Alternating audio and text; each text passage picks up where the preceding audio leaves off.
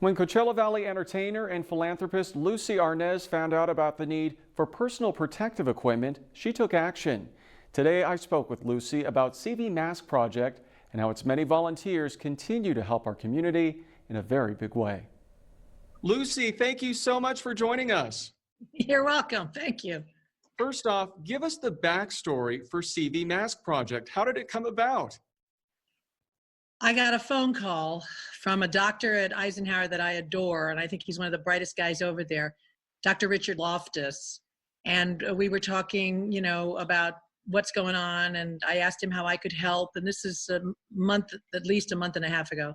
And he gave me this horror story about no PPE, no protective equipment for the doctors. And this was just becoming, nobody knew about this at that point, I guess, a couple months ago. And he said, is there any way you could help? You have lots of connections, and call Elon Musk and, make him create these things for us. And I don't have a lot of connections, but I made one phone call, really, to start out with, to a guy named Jim Lapidus, who was a costumer in the Valley. And I said, you sew, and you know people who sew, and maybe you can get fabric, and can you help me with this? And he was overwhelmed and said, oh my God, I have health issues too, and I don't know how to run around and do all this in the middle of this. But he made another phone call, and then that guy made another phone call. And then I sent an email to about 35 people saying, we're going to do this thing with this wonderful lady that Richard Loftus put us in touch with. Her name was Shelley Bloom. She and her couple of gals were sewing masks, and we're going to try to help her. We're going to raise money, and we're going to help her. And my friend John Monahan, who owns the 500 building downtown in Palm Springs, got on board, said, how can I help? Next thing I knew, he had sort of turned the whole building into a command center and tossed out his art gallery and 2 or 3 conference rooms and his gift shop and everything. Said, they're not using them anyway. And turned it over into this amazing place where Jim and Frank Cazares from Cvqa and Jeremy Hobbs from the Inland Empire and a co-partner in the Purple Room, everybody just pitched in and started doing what they know how to do. I guess my job was connecting the dots, and then these magnificent people took over, and now, a couple months later, they've made 20,000 gowns, disposable gowns, and thousands, 10,000, 11,000 masks. And then now we switched over to making masks for kids because we realized that the adult masks weren't fitting them. I think they've made about 1,700 masks for kids, and the money that we raise from selling them to families for their kids goes to the Find Food Bank. So everybody's getting a piece of this in a wonderful way, and it makes us feel like we really do something. Well, what's amazing is it all started with a single phone call. Are you surprised at what an enormous project this has become? Yes, I'm thrilled to death. I'm very proud that our community works together the way it does.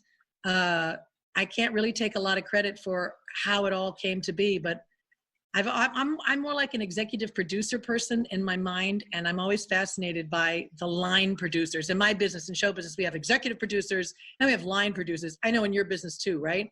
So there's people at the top who decide what's going to happen, and this is what we want. This is our vision. This is what we're going to do. And then there's these people who actually make it happen, right?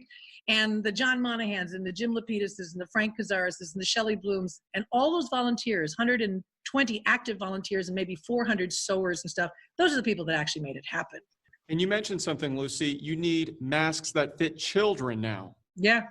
Well, we have to keep the kids safe too. In the beginning, everybody was a little confused as to, well, kids can't get it.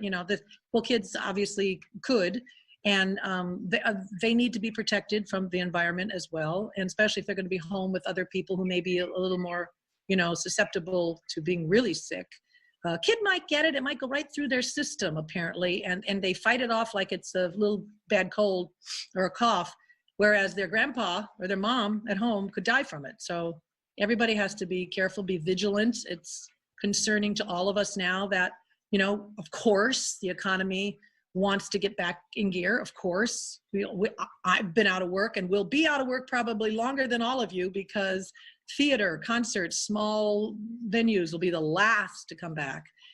And for those of us on stage, huffing and puffing and singing and screaming, we now know it's the most dangerous.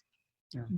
that the people on stage doing that can actually get sicker than even the people in the audience. So I don't know when I'll get to go back and do what I do. In the meantime, you band together, and you take care of the people who need it now. And you share, you share your toilet paper, you share your food. You share it at arm's length. You'd leave it on the doorstep, but you share and you do what you can. And so many people are doing exactly that, which is pretty fabulous, I gotta say. And if people can't sew like myself, but they still want to get involved in some way, what can they do? You contact cvmaskproject.com, go online. They have all kinds of people that they can use to do stuff.